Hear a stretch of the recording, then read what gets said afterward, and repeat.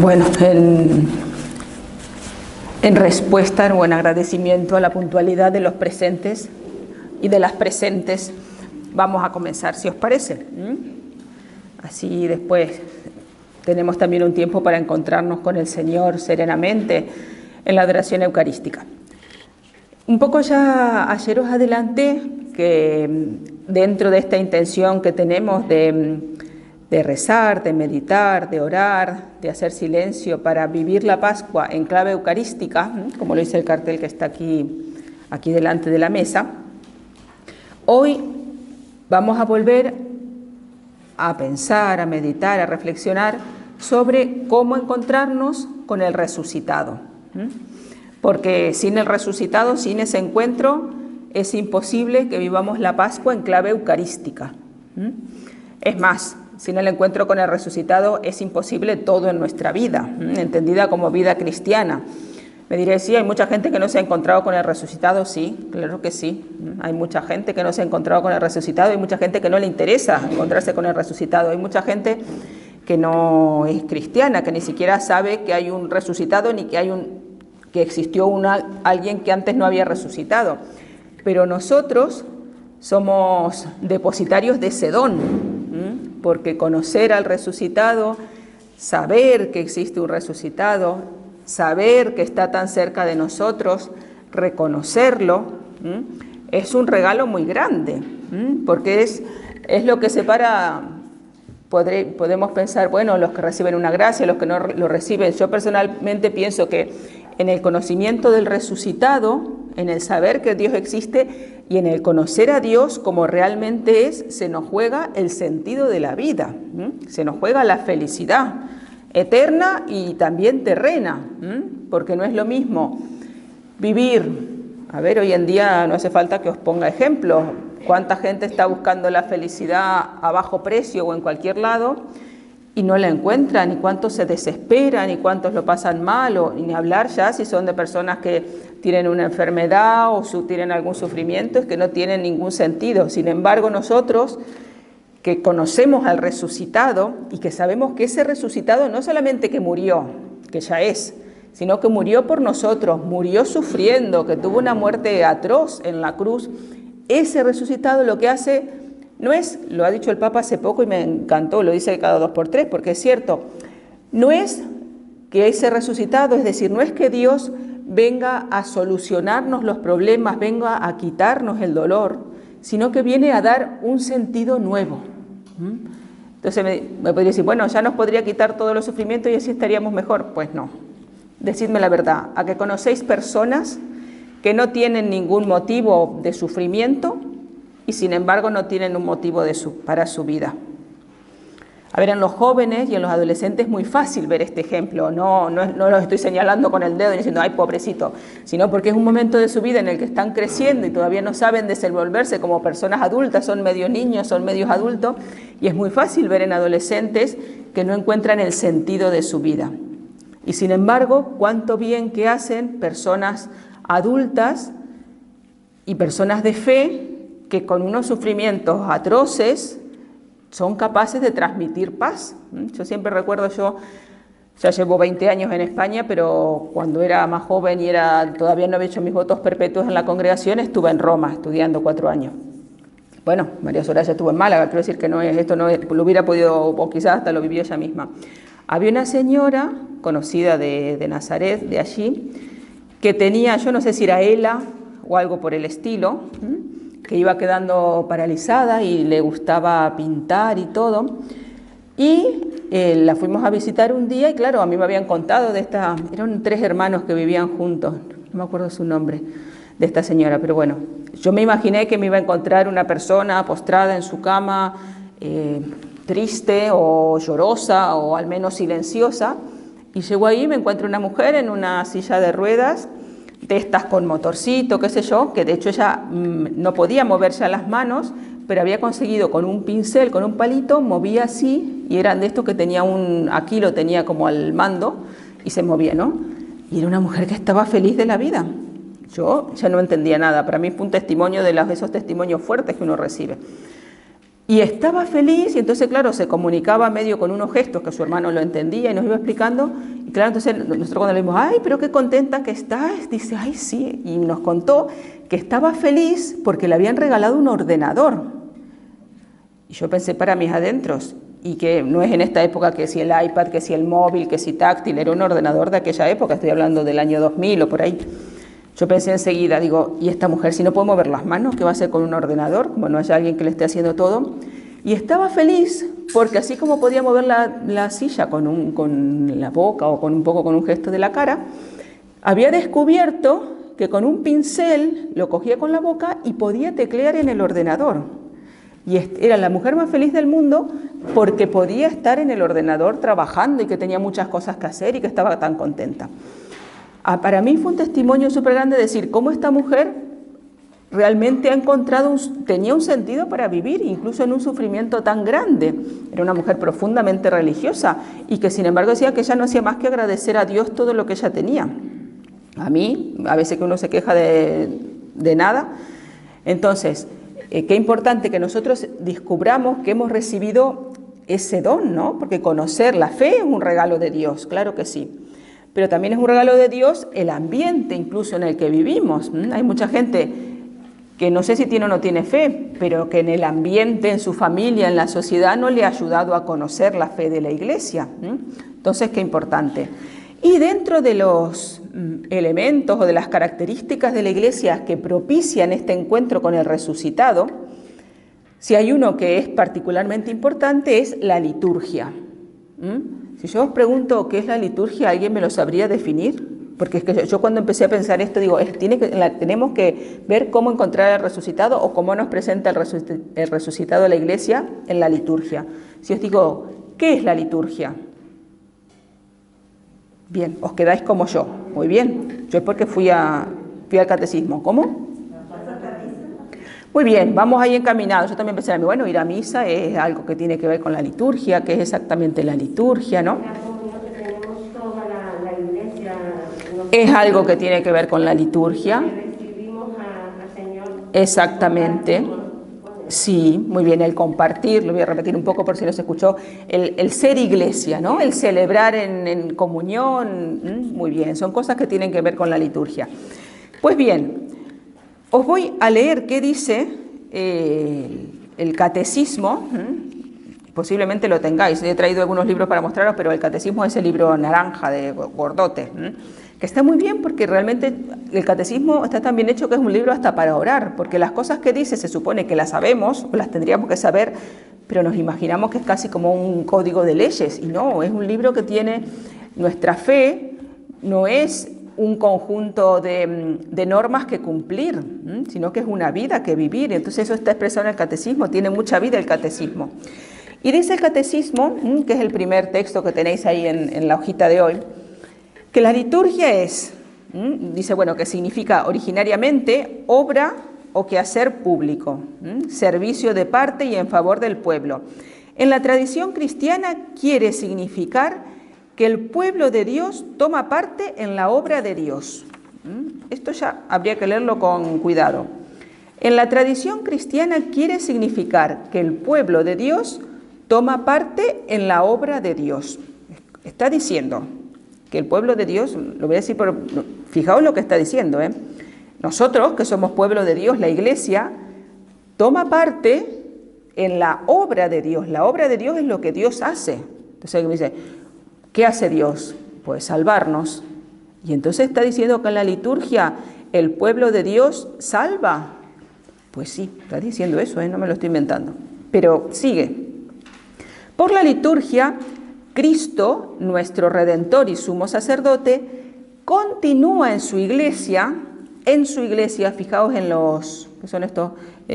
No son pronombres, en, con y por. Eso que estudiábamos, ante, bajo, cabe, con, contra, pues aquí hay tres. En, con y por, es decir, en su iglesia, con su iglesia y por su iglesia. Y atención lo que hace Cristo aquí. La obra continúa, la obra de nuestra redención. Esto, si yo me lo hubiera inventado y os lo dijera aquí de repente, me tendría tendría que salir corriendo María Soraya a buscar a un inquisidor a decir, acá tengo un hereje, qué barbaridad. Fijaos lo que dice, que Cristo continúa la obra de nuestra redención. ¿Cristo nos ha salvado? Sí, claro que nos ha salvado. ¿Esa obra está concluida? Sí, pero a la vez necesita continuar, como expandirse en el tiempo. De hecho, acá dice que Jesucristo continúa la obra de nuestra redención, sigue actuando, sigue salvando. ¿Y cómo continúa salvando? Pues continúa salvando en la iglesia. Me diréis, bueno, está bien, ya que la iglesia es el pueblo de los redimidos, de los congregados, está bien que lo haga en su iglesia.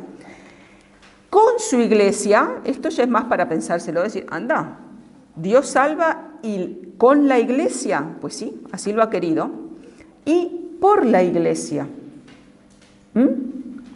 Como diciendo, a través de la iglesia Jesús sigue salvando. Y eso es lo que hace a través de la liturgia.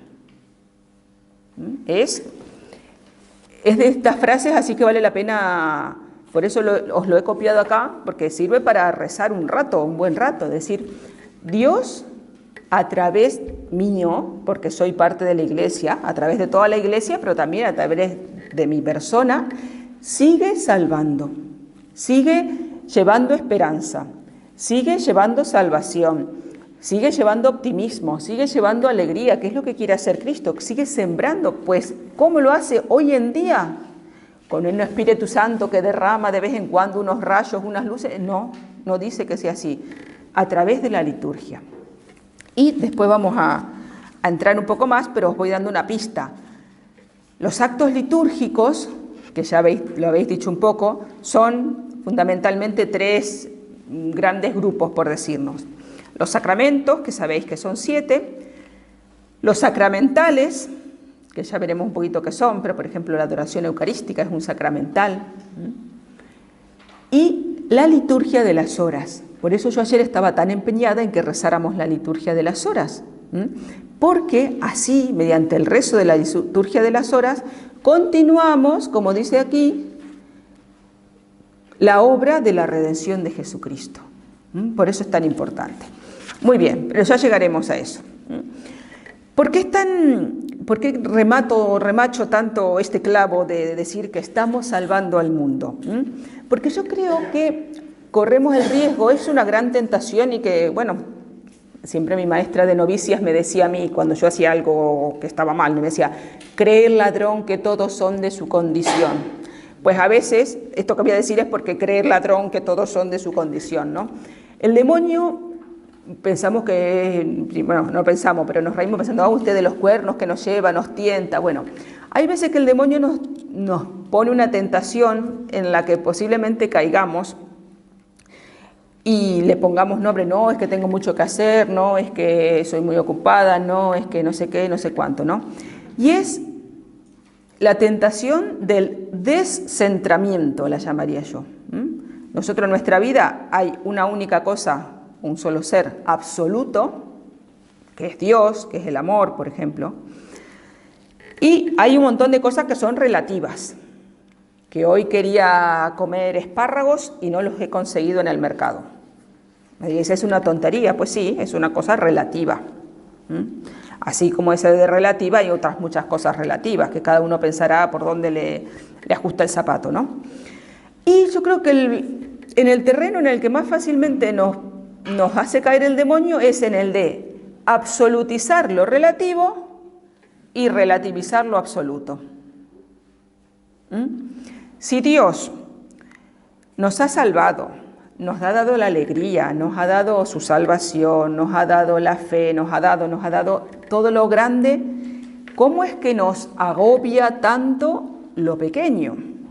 He dicho unos espárragos, porque no sé, porque se me han venido a la cabeza de repente, pero ¿cómo nos puede agobiar el que me hayan mirado con una mala cara? El que las cosas no me salgan como yo me imagino, el que, no sé, mi hijo no saque una buena nota en el colegio, o en el que se porte mal mi nieto. Teniendo lo absoluto, no es que lo relativo no sean cosas que nos afecten. A ver, somos seres de carne y hueso y obviamente, pero no debería ser para tanto. Hay un libro de San Manuel González que se llama, bueno, igual, no sé aquí, no sé si lo conocéis, que es este. Bueno, hay muchas ediciones, porque desde que él los escribió, ya está en la edición 10ª, creo, que es El abandono de los sagrarios acompañados. A lo mejor alguna lo conoce, o alguno lo conoce. Bueno, es como la continuación. Uno de los libros más famosos que tiene él es Aunque todo yo no. Ahí él cuenta todo como ese encuentro que tiene con Jesús Eucaristía en un sagrario abandonado.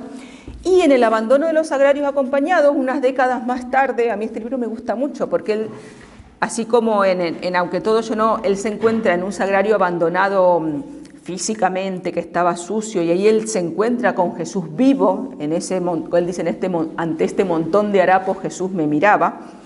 Él va pasando el tiempo y se da cuenta de que Jesús está a veces abandonado en sagrarios acompañados. Dice, Jesús abandonado en la misa de 12 de la catedral, cuando el corazón va por un lado y la vida va por otra, y luego el testimonio que damos y todo esto. En este libro, él dice, Jesús, a ver si os lo leo tal cual, tan rumboso, me hace un poco gracia la expresión, que yo no lo hubiera utilizado, pero seguramente los andaluces les sonará muy parecido, muy bien, lo entenderán. Dice, Jesús, tan rumboso en dar lo más, que es su propia carne y sangre, va a ser corto en darme lo menos, que son sus auxilios y mis cuidados. Aquí yo lo digo de una forma, a lo mejor esto de que el demonio nos gana por ese lado de absolutizar lo relativo y relativizar lo absoluto. San Manuel lo dice así, él que es tan generoso en darme casi lo único indispensable, él que nos da eso, a ver, podríamos decir, nos da el aire para respirar, nos da la vida, nos da todo, él que nos da todo eso, nos va a andar teniendo en corto la cuerda por una cosa menor. Me diréis, bueno, sí, pero hay sufrimientos que hay que sufrirlos y hay cosas que nos suceden, sí, pero es que tenemos lo más. Él, de hecho, habla de este tema cuando él habla de 4 compañías y dice de la compañía de confianza. No dice, mirad, dejaos de preocupar por las cosas de todos los días. No.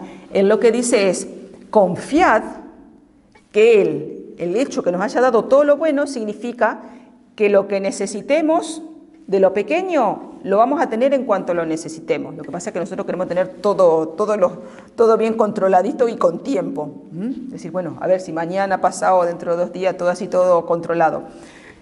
Y nuestra vida no es así. Nuestra vida tiene muchos imprevistos. Y en esos imprevistos también está Dios. Entonces, yo pensaba, bueno, es que Dios de esto tiene un poco la culpa, porque nos ha dado tanto, que claro, nos creemos con derecho de decirle, bueno, a ver, si me ha dado la salvación, dame también una matrícula en esta asignatura cuando estudio, dame también, no sé, un hijo que no salga de fiesta a la noche que a mí no me gusta, no sé, estoy diciendo ejemplos así un poco al azar. Pero bueno, Él nos ha garantizado lo más y eso es una garantía de que nos da los menos, los auxilios terrenos, como llama San Manuel. Sin embargo, comento esto porque más allá de que podemos enredarnos en las cosas pequeñas, y nos puede pasar, nos hace mucho bien interior no olvidar que lo más grande, lo más importante y lo único indispensable lo hemos recibido como don, como regalo. No sé, yo estoy segura que cuando éramos pequeños nunca le dijimos a Dios, oh Dios, danos tu salvación. Sin embargo, de grandes, cuando caemos en la cuenta de lo importante, sí que lo decimos. Y fijaos, muchas veces en los salmos decimos esto, danos tu salvación, muéstranos tu rostro, restáuranos. No sé si era ayer justamente el salmo, oh Dios, restáuranos, que brille tu rostro y nos salve. Fijaos cuántas veces la Biblia, la Sagrada Escritura nos invita a pedir esta salvación. ¿Por qué? Porque ya nos damos cuenta de las cosas realmente importantes en la vida. Por lo tanto, la liturgia nos ayuda a dos cosas, a muchas, pero sobre todo a dos cosas muy importantes. A no olvidar cuanto hemos recibido, este regalo que nos ha dado Dios, y a la vez darnos cuenta que tenemos una misión. Fijaos que hemos leído que por la liturgia Cristo, nuestro Redentor y Sumo Sacerdote, continúa en la Iglesia la obra es de obrar, de operar, que implica una acción, la acción de nuestra redención. Por lo cual, a través de la liturgia estamos actuando, estamos haciendo cosas. Podemos pensar, bueno, estoy quietita en la misa escuchando. Pues cuando estamos en la liturgia, cuando participamos en la liturgia, estamos actuando. En primer lugar, estamos dando testimonio, pero estamos haciendo que Dios siga salvando gracias a nosotros, a través nuestro y con nosotros. Ahí es cuando la Iglesia continúa su obra de redención. Que es cierto que la Iglesia actúa la caridad, actúa la misión, pero sobre todo, si todo eso lo actúa, es porque sobre todo tiene que actuar la salvación de todo el género humano. Fijaos, dice, bueno, el Concilio Vaticano II, no sé si lo habréis leído, bueno, hay muchos documentos. Hay uno sobre la liturgia que se llama Sacrosanctum Concilium, que también es otro de estos libros que son como para leérselo como libros de oración. Dice que por medio de la liturgia se ejerce la obra de nuestra redención. Y dice, sobre todo en el divino sacrificio de la Eucaristía. Si en la liturgia seguimos salvando al mundo, es gracias a que ahí se vuelve a ser presente el sacrificio que nos salva, el de toda la pasión, muerte y resurrección de Jesucristo. Yo siempre recuerdo que a mí me impactó un montón incluso antes de ser monja, cuando era, no sé, habría tenido 15, 17 años.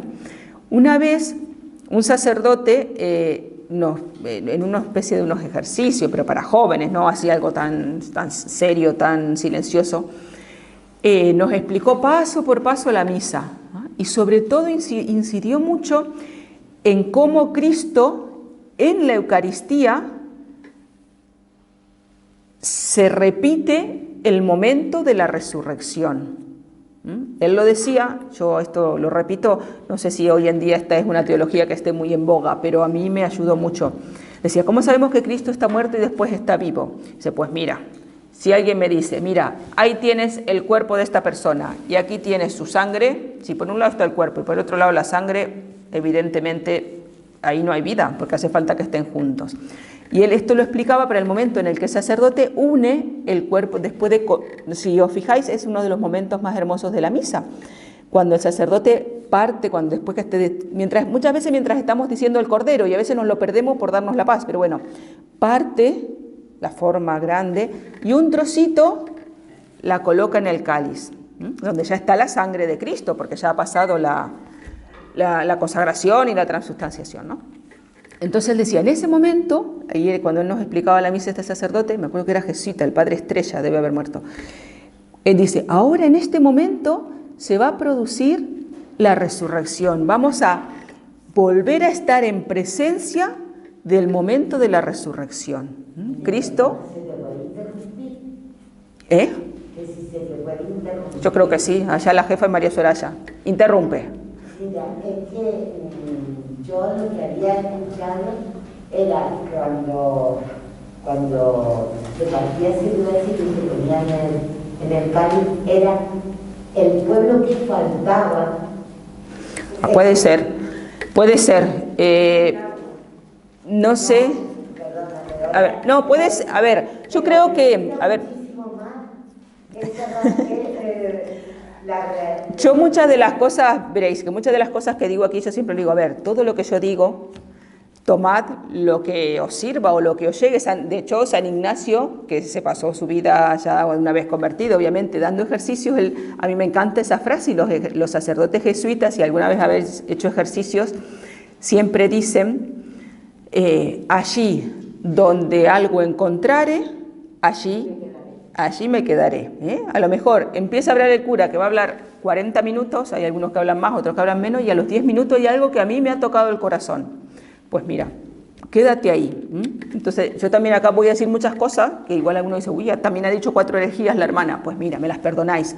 Pero donde hubiera algo que os quede, que os llegue, pues nada, quedaos ahí. Así que si te gusta esta explicación, pues mira, y te ayuda, a otros no. Si a otro le sirve la otra, pues tampoco es una herejía la otra, ¿eh? Así que no tengáis problema en eso, de hecho habla de satisfacerse, San Ignacio, de profundizar en aquellos que nos ha como tocado el corazón, porque por ahí quiere entrar Dios. Y acá Dios quiere entrar por tantos como personas estamos. De todas formas, que es verdad, la transustantación. Una palabra difícil. Sí, un poquillo. Pues bien, se convierte en carne, en la sagrada carne, el vino, y luego se une para ser Cristo resucitado que recibimos nosotros. Exactamente, eso. La Eucaristía es Cristo resucitado Sí. que recibimos. Hay algo que lo voy a decir más adelante, pero como está saliendo lo voy a empezar a decir ya mismo, y es que, ojo, nosotros siempre estamos en la liturgia celebrando junto con el resucitado. Siempre. De hecho, nunca celebramos con el Cristo previo a la resurrección, porque nosotros somos posteriores y toda esta acción viene después de la resurrección de Cristo. Entonces, es cierto lo que decía San Manuel, que Jesús sigue haciendo en el sagrario lo que hacía en el Evangelio, y mucho lo hace antes de su resurrección, pero nosotros sí que tenemos siempre con nosotros al Cristo resucitado, al Cristo glorioso. Eso es algo que yo creo que nos tiene que llenar de sobre todo más que de alegría como jolgorio, de paz y de serenidad interior. Yo creo que si hay algo que Dios está empeñado que tengamos nosotros, no es en salud eterna, sino en que vivamos con serenidad. A mí me gusta decir la palabra serenidad, porque a veces sería como una paz interior, pero hoy en día la paz a veces está tan manoseada cuando hay una guerra, que a veces podemos menospreciar lo que realmente significa esa paz que viene. De hecho, Jesucristo dice, la paz os dejo, le dice, ¿no? La paz, es como decirle el sentido de toda la vida, esa serenidad interior. Yo, y con esto cierro un poco el paréntesis, últimamente muchas veces cuando me piden que rece y todo eso, siempre digo, bueno, espero que sea de Dios el pedir esto, porque hay veces hay situaciones tan críticas, tan extremas. Señor, que vivamos con paz aquello que nos toque vivir, que vivamos con esa serenidad, porque a veces hay situaciones que incluso desde donde las mire uno no sabe cuál es la mejor solución. Decís, bueno, ahora mismo la guerra, ¿qué le pedimos a Dios? Que tengan suficientes armas para defenderse los ucranianos, que deje Putin de tirar, bueno, sí, bombas y eso estaría bien, la verdad no vendría mal, pero ¿cómo sigue el corazón de ese hombre? ¿Para que las tire en otro lado? ¿Que le convierta el corazón? Sí, claro, pidamos por eso, pero habrá mucha gente pidiendo eso, y de hace 2 meses ahora no se lo ha convertido. O sea que, Señor, que podamos vivir con serenidad contigo, con tu presencia, con el sentido de la vida que tú nos das, lo que nos toque vivir. Pero bueno, esto es una cosa que le estoy dando muchas vueltas en lo personal y siempre me termina saliendo. Fijaos, en Sacrosanctum Concilium, por tanto, habla mucho de que en la liturgia, ahí, en el momento de la Eucaristía, se ejerce esta obra de nuestra redención. Y dice, la liturgia contribuye en sumo grado a que los fieles, fijaos, expresen en su vida y manifiesten a los demás, esto que decíamos de que es una acción, expresen en su vida y manifiesten a los demás, esto es el testimonio, el misterio de Cristo y la naturaleza auténtica de la verdadera Iglesia. El testimonio que podemos dar nace primeramente de la vida litúrgica. Por eso escandaliza tanto que una persona de vida incoherente esté en la iglesia. Y no me refiero a una persona divorciada, me refiero a por ejemplo, que el Papa les da tan duro, un mafioso que va a misa, alguien que se sabe que es abiertamente hace daño a la gente, que de repente esté Pues acaso hay que demostrarlo en la justicia, ¿no? Pero que esté en la iglesia. Lo que pasa es que en las pequeñas cosas también nosotros podemos escandalizar un poquitito. Ah, mira, esta hermana que a mí me pasó una vez subiendo un ascensor en un hospital, que era un hospital de religiosa, una hermana de pocas pulgas me dijo de todo, yo habré hecho algo mal. Claro, es un antitestimonio, y lo digo yo que soy religiosa, pero nosotros mismos con nuestras vidas, a veces, con nuestra falta de paciencia, con nuestra crítica. A ver, si yo estoy en lo que siempre de las mujeres, el chiste fácil, pero que en la peluquería están dos criticando a la vecina y todo eso, pues eso es un antitestimonio. Y después estás en misa. No digo que esto sea un pecado mortal, digo que son a veces nuestras pequeñas incoherencias de vida y que es necesario, ojo, no me digáis, bueno, no voy a ir a misa porque he estado criticando en la peluquería. No, al contrario, ve mucho a la misa porque necesitas fuerza y luz para dejar de criticar en la peluquería. Como ese que decía, que le decían, pero usted, con lo malo que es, con lo pecador que es, ¿qué hace en la iglesia? Y contestaba, tú no te imaginas lo que yo sería si no viniera a la misa. Porque si viniendo a misa soy como soy, imagínate. Entonces es un camino siempre. Fijaos, hay siempre en nuestra vida litúrgica y de encuentro con el resucitado, como una secuencia, un camino, unos pasos que los vamos dando siempre, que nadie escapa de esta ley, ¿no? Y se da el encuentro con Cristo, ese encuentro produce una alegría infinita, si pudiéramos vivirla, una alegría muy, muy grande, y eso produce un deseo muy grande de comunicarlo. A ver, esto lo he dicho partiendo del encuentro con Cristo, pero es que es muy fácil, es parte de nuestra vida común y corriente. Cuando tenéis alguna alegría, la que sea, por el motivo que sea, enseguida queremos contarlo. Tiempo nos falta para mandar un WhatsApp, o salir a la calle, o ir a encontrarnos, ¡ay, no sabes lo que me ha pasado! ¡Ay! Pues es algo parte de nuestra naturaleza. Imaginaos cuando la causa es el encuentro con Cristo. ¿Y cuándo se da ese encuentro con Cristo? Pues mira, en un montón de situaciones. Por eso yo quería ayer meditar y orar sobre el encuentro con el resucitado en la vida cotidiana. Porque quizás el resucitado está saliendo a nuestro encuentro mucho más de lo que nos imaginamos. Decimos, bueno, me voy a encontrar con el Señor porque voy a la adoración eucarística. Y es cierto, pero resulta que el Señor también estuvo, como voy a volver a lo que contaba ayer, cuando conseguí aparcar el coche en Madrid en 10 segundos. Entonces, Él está ahí. Yo no digo que tenga que poner un estado en el WhatsApp contando de la alegría que me dio, pero sí es algo que yo sí que, de hecho, cuando estábamos comiendo en la comunidad, le dije, hermanas, ¿no os imagináis encontrar un 10 segundos lugar para el coche? En esas pequeñas cosas también está el Señor. Y si hay un ejemplo clarísimo en la Biblia para ver esta secuencia, es en la narración de Lucas de los discípulos de Emaús, que es un poco larga, la conocéis seguramente, y que tenéis ahí, que es casi una página. Dice así, lo sabréis seguramente, pero lo voy a ir leyendo.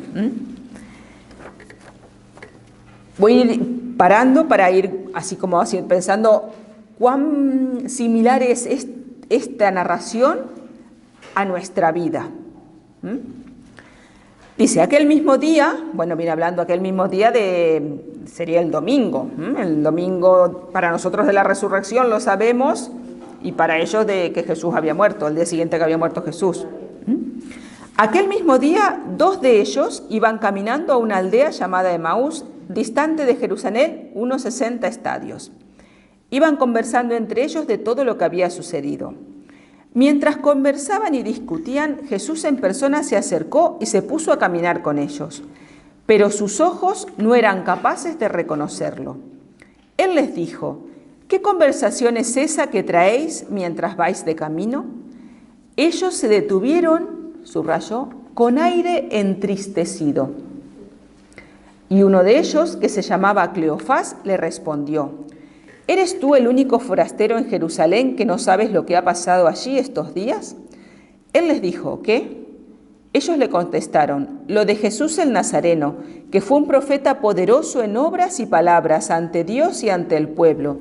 ¿Cómo lo entregaron los sumos sacerdotes y nuestros jefes para que lo condenaran a muerte y lo crucificaron?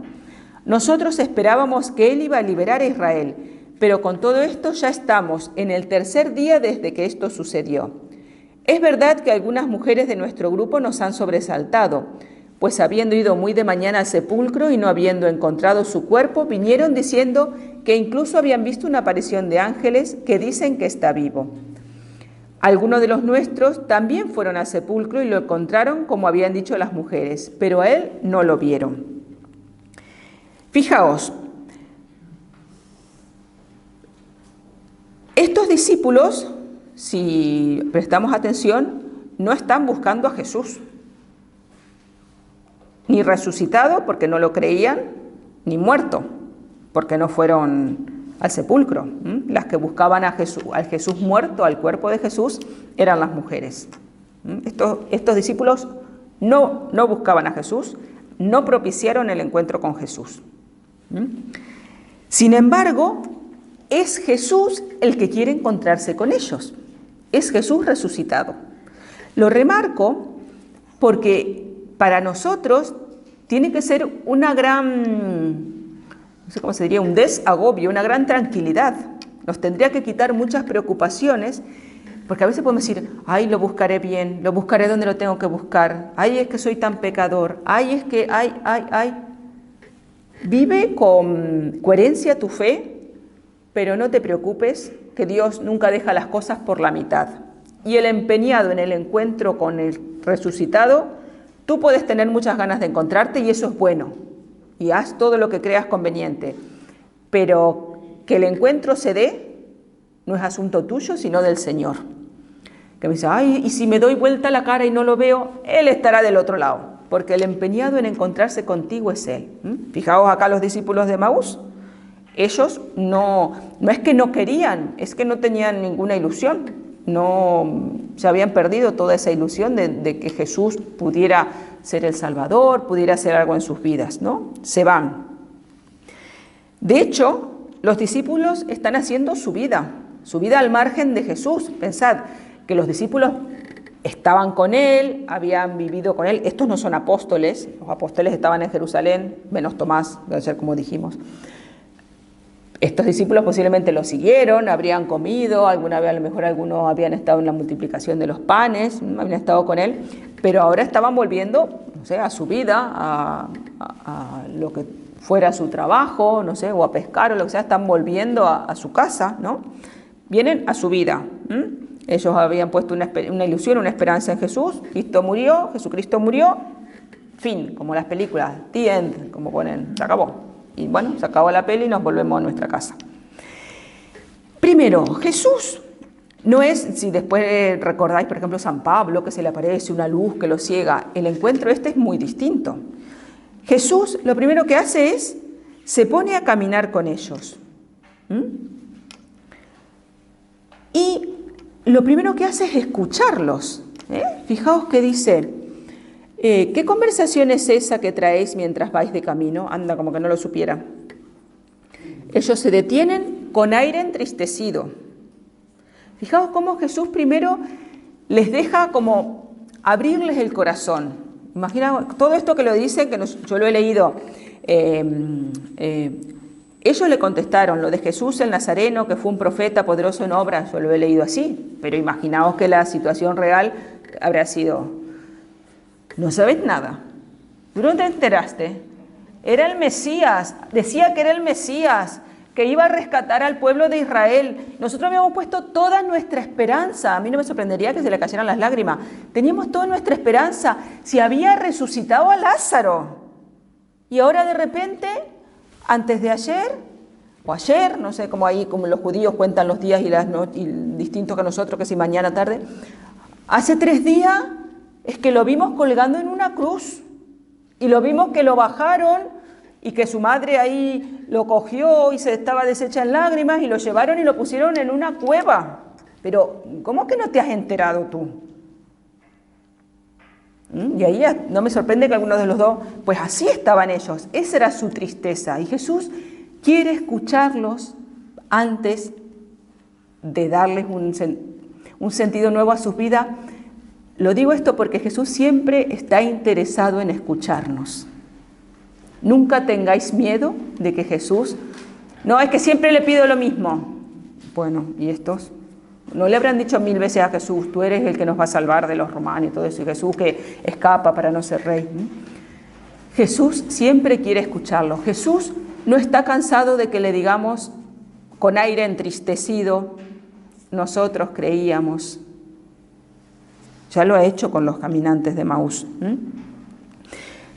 Y se pone a caminar con ellos como para acercarse a su vida de cada día, a sus problemas de cada día, a lo que están viviendo, lo que tienen en el corazón. Y fijaos que Jesús se pone junto a ellos, camina junto a ellos y dice el Evangelio, sus ojos no eran capaces de reconocerlo. A nosotros también nos puede pasar, que no nos damos cuenta de que Jesús está a nuestro lado. Ojo, sabemos el final de la historia, tenemos una ventaja, sabemos que al final nuestros ojos se abrirán. Ellos ahí no lo sabían todavía. Jesús se interesa por sus cosas, por sus tristezas, los escucha y después de escucharlos, les habla.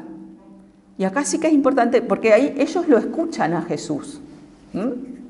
Está bien que le contemos a Jesús nuestras cosas, pero no nos pasemos todo el día, ay, qué triste estoy, ay, Jesús, qué triste estoy, ay, Jesús, qué triste estoy, ¿vale? Díselo cuanto consideres necesario, pero también presta atención porque a lo mejor Jesús ya está empezando a hablar.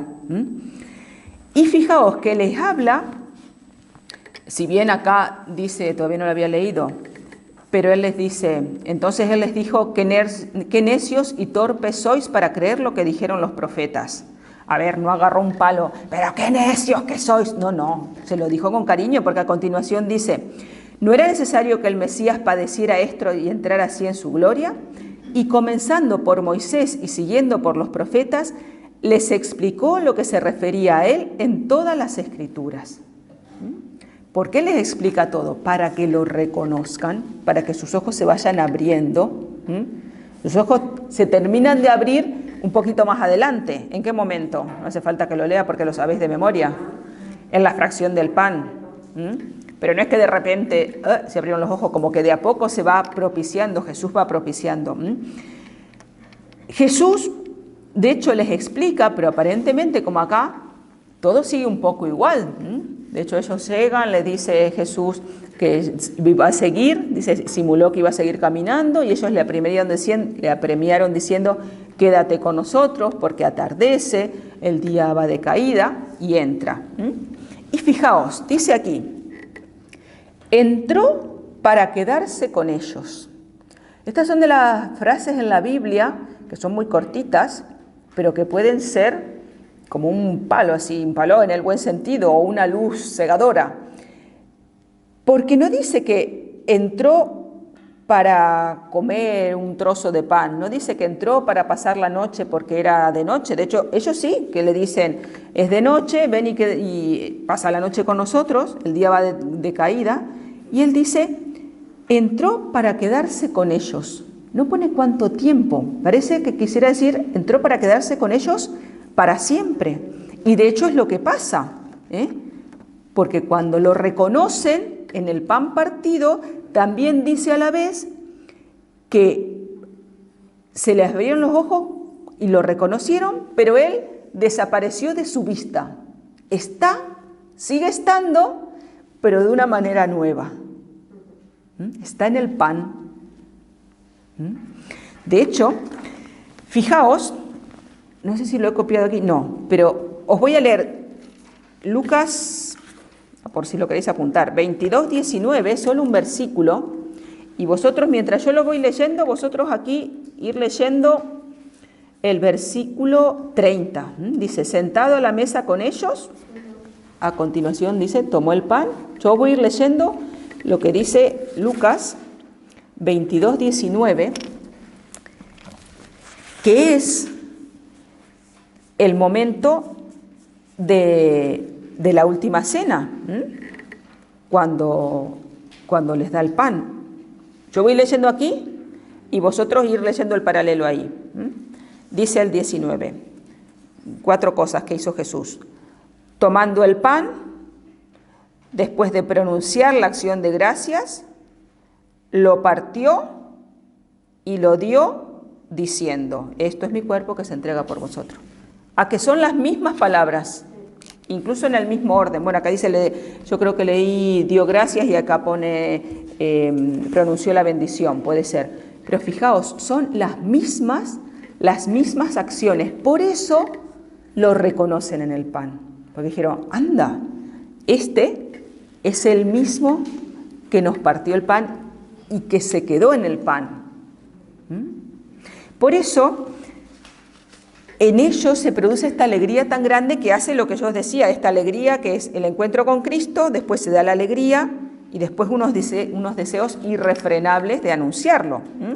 De hecho, dicen que ellos dicen, no ardía nuestro corazón cuando nos explicaba, y se vuelven enseguida a Jerusalén para encontrarse, ¿no? Para contar lo que habían vivido al resto de los discípulos. También nosotros necesitamos ese comunicar cuando tenemos un encuentro profundo con Jesús u otros encuentros, u otros momentos fuertes en nuestra vida, positivos, que nos hacen bien, ¿no? Y qué importante es para nosotros cristianos comunicar estos encuentros con Cristo resucitado. Y comunicar no solamente con las palabras, pasa que nos salen las palabras, ¡ay, qué alegría que tengo!, sino comunicar con la vida, porque hay una cuestión, con la vida comunicamos siempre, para bien y para mal. De hecho, los discípulos de Emaús empieza diciendo, antes de que ellos empiecen a hablar, dicen que lo miraron con aire entristecido. Antes de hablar, ya estaban comunicando. Pues nosotros también, incluso cuando no hablamos. Y una paradoja, ¿no? Por ejemplo, aquí también entran las mujeres que se encuentran. Y ellas sí lo reconocieron, ¿vale? No sé, podríamos, bueno, pero sigue. Ellas lo reconocieron y postrándose lo adoraron. Sí, ahí sí. No falta ni siquiera nada más. Entonces podríamos decir que eso también es el nivel de confianza, de conocimiento de Dios, lo que tenían unos y otros, a lo mejor no eran tan... Uy, qué pregunta. Tú tienes que estudiar teología, es una pregunta, me has dejado aquí. No, pero es que Jesús lo acompañaron durante un rato y ellos no lo reconocieron, quiere decir que para reconocerlo hay que conocerlo también. Sí, exactamente, eso sí, yo soy una férrea defensora de que para reconocer a Jesús hay que conocerlo, y de hecho por eso lo insistí tanto.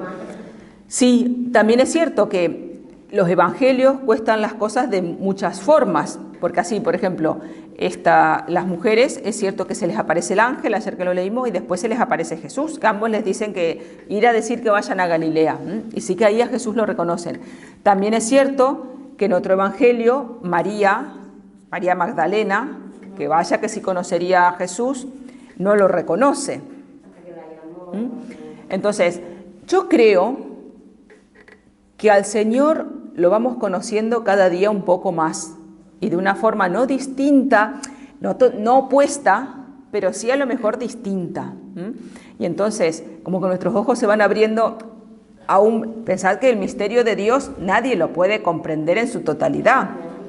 Entonces, un día descubrimos una cosa y otro día, a lo mejor 20 años después, o cuando somos muy ancianos, descubrimos otra, como que es algo tan grande que lo podemos ir contemplando desde muchos.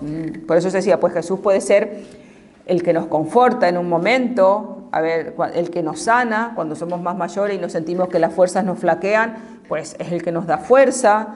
Cuando somos jóvenes y no sabemos qué decidir, pues es el que nos ayuda a decidir.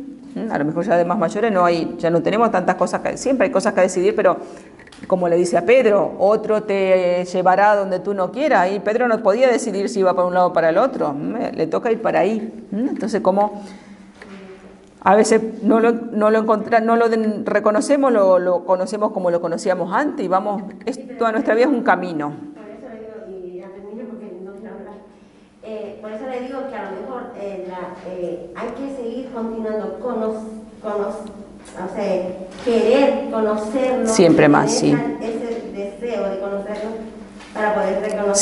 Sí. Y en algunos momentos, porque en la vida cotidiana, algunos momentos estamos tan ensimismados como los discípulos de Maús, en lo mundano, en nuestras preocupaciones y a lo que usted estaba diciendo, que no nos damos cuenta que está ahí para reconocerlo. Exacto. Y que Sí. es la actitud, Sí, los salmos están llenos de esta, de hecho hoy vamos a volver a rezar vísperas, los salmos están llenos de como que nos quieren meter hasta la médula de los huesos, esta necesidad de buscar el rostro del Señor, de siempre buscarlo. Y eso no quiere decir que no lo hayamos encontrado, sino que lo sigamos buscando porque el rostro de Dios es siempre nuevo. Dice el Señor, yo hago nuevas todas las cosas. Esa es una frase hermosísima para Pascua, porque lo que podía parecer viejo, como que ya lo tenemos controlado, que bueno, ya me he acostumbrado, esto es así, me tengo que aguantar, de repente en eso, que hasta nos podía resultar o tedioso o triste, incluso resulta que ahí mismo nos encontramos que el Señor ha hecho nueva esa cosa, ha hecho nueva esa situación, ha hecho nueva esa relación. No sé si alguna vez os ha pasado una persona que no os cae bien, de repente dice algo que os ayuda. Es decir, a mí me ha pasado a veces decir, mira, yo esta camina me caía bien, mira, me ha dicho una verdad, o me ha dicho o ha dicho en general, una verdad grande como puños. Como el Señor hace nuevas todas las cosas. Y este encuentro que tenemos aquí de los discípulos de Emaús, fijaos, nosotros lo podemos tener a diario, incluso, sobre todo en la Eucaristía dominical, pero a diario incluso, si participamos en la misa diaria, pero sí que os animo, que si no, me imagino que todos participáis en la misa dominical, si no, ya qué mortificados que sois, qué penitentes si me venís a escuchar este rollo, si no venís a misa los domingos seguramente, pero incluso día a día. De hecho, los exégetas dicen que los discípulos de Emaús, esta aparición está narrada en clave eucarística, porque es lo mismo, es en la misma secuencia. Fijaos, los discípulos están entristecidos, como nosotros cuando comienza la misa hay un saludo entre el celebrante y como que reconocemos nuestro pecado, podría ser esa tristeza que ellos llevaban, lo que ellos dicen. Después está la palabra, Jesús que les explica la palabra, después está el partir el pan y después está el envío, que nosotros decimos en la misa ha terminado, podéis ir en paz, en latín es ite missa est, que se traduce como esta es la misa o esta es la misión, esta es nuestra misión como cristianos, el anuncio. Muy bien, yo soy un desastre porque me entusiasmo hablando y no digo todo lo que quería decir, pero bueno, aquí tenéis otras dos frases que me parecieron muy importantes. Y una es del documento Dies Domini, que es un documento del año 98 de Juan Pablo II, quizás lo recordáis.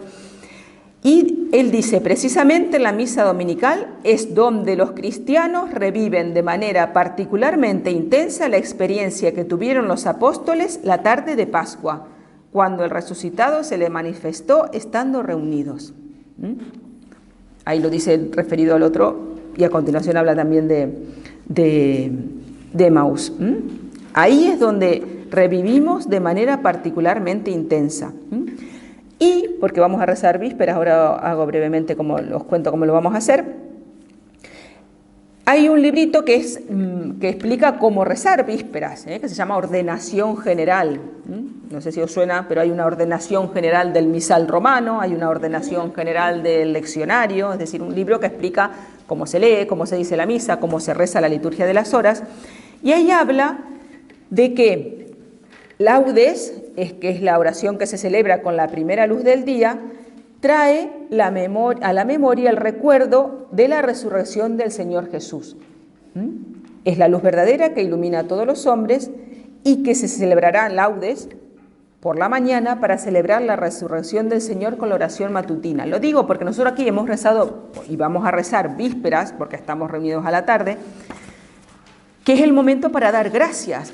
Esto de lo que se trata con la liturgia de las horas es como de santificar todo nuestro día y todas nuestras actividades, que nada escapa a la mirada bondadosa y a las manos que bendicen de Dios. Por eso, no sé si rezáis, pero sí que os invito a que averigüéis, aquí debe haber, o para comprar el libro, o os he dicho, hay aplicaciones para rezar laudes y vísperas. Es súper interesante en el sentido de que somos iglesia, participar de esta oración de la iglesia que nos permite que todo nuestro día siempre está bajo la mirada de Dios, pero que seamos conscientes de que Dios está ahí. Que estoy friendo patatas, pues Dios está ahí. Que estoy dando de comer a mis hijos, que estoy trabajando, que estoy cogiendo un autobús, que estoy de camino, que siempre, por eso está laudes, para consagrar todo nuestro día, y para eso está vísperas, que es lo que vamos a rezar ahora, ¿no? Que cuando termina nuestro día, como que rebobinamos un poquito, pensamos lo que hemos vivido, pensamos cómo Dios ha estado ahí y cómo le podemos dar las mejores gracias, es decir, las gracias más adecuadas. Caer en la cuenta es la mejor forma de poder dar gracias, porque si no, Dios, te agradezco todo lo que has hecho por mí, fin, punto final, amén. Pero sin embargo no es lo mismo decir eso, que hay veces que tendremos el corazón seco y no nos saldrá otra cosa, a decirle, gracias Señor, porque hoy me di cuenta que esta persona estaba triste y la pude consolar. Gracias Señor, porque hoy di €1 a ese señor que estaba en la calle. Gracias Señor, porque te encontré en esta persona que estaba preocupada. Gracias Señor, porque he cocinado, a mí me gusta mucho cocinar, y también comer, así estamos. Pero en fin, gracias Señor, porque he podido demostrar mi amor, que es también tu amor que viene a través mío para con mi familia cuando les he cocinado. Y si no os gusta cocinar, con más razón, más amor. Al que no le guste cocinar, que sepáis que es más valiosa esa comida de la que le gusta. Entonces vamos a rezar vísperas también para dar gracias. Vamos a hacer como ayer, exactamente igual, solo que hoy vamos a hacer como más tradicionales. ¿Por qué digo esto? Porque se pueden rezar las vísperas como muy solemnes, y a lo mejor si después los vais a rezar solos, es como mucho más sobrio. Perdona, que por ejemplo respecto de las horas, es importante saber que cuando tú estás pensando no estás pensando tú sola, que es la comunidad del mundo entero. Sí, exactamente. Yo de hecho no lo copié, pero sí que dice en la ordenación general de la liturgia de las horas, recomiéndese incluso su recitación individual a los fieles que no tienen la posibilidad de formar parte en la celebración común. Siempre, por eso decía tanto que encontramos al resucitado en la liturgia. El rezo de la liturgia de las horas es un acto litúrgico, con lo cual, si ahora os tenéis que ir y os lleváis la hojita y la rezáis en vuestra casa, en cualquier sitio, con eso estáis siendo iglesia que ora y que continúa el acto de la salvación de nuestro Señor. Habréis escuchado, no voy a entrar en eso porque ya y si no terminamos no va a llegar el cura y voy a estar hablando, que el sacerdocio ministerial es el de los sacerdotes, tienen un ministerio, pero hay un sacerdocio común de los fieles, que es el nuestro.